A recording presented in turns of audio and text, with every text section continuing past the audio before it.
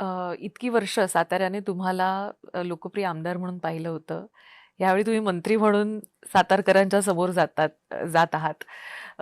मंत्री झाल्यानंतर किती योजना पटापट कार्यान्वित झाल्या? काय फरक जाणवला तुम्हाला? 100% हां? फरक. आता मी आमदार म्हणून पण काम करत होतो. म्हणजे एकतर काय होतं, आपण बघा म्हणजे मंत्री झाल्यानंतर तुम्हाला एकतर ती सगळी प्रशासकीय यंत्रणा मंत्रालयामधली जी तुमची असते ती हातात मिळते.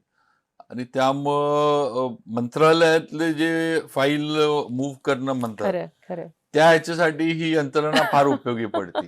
म्हणजे आमदार म्हणून सातारवरनं मुंबईत यायचं, खरंय, दिवसभर खरंय. ते मंत्रालय, अंडर सेक्रेटरी हे ते सचिवांना भेटा, मंत्र्यांना भेटा आणि ती फाईल हलवा तुमची. खरंय, खरंय. ते करणं आणि तुमचं ऑफिस मिनिस्टरचं ऑफिस तिथं आहे. असं तुम्ही 2 दशकं केलं. हो, केलं. आता ते करणं भागच होतं, शेवटी मतदारसंघ आहे. पण खरंय. ते केलं, तो अनुभव तर आलाच 2 दशकाचा किंवा अनुभव सगळा आलेलाच आहे. त्यामुळे तो जमा आहेचा अनुभव जुना आलेला.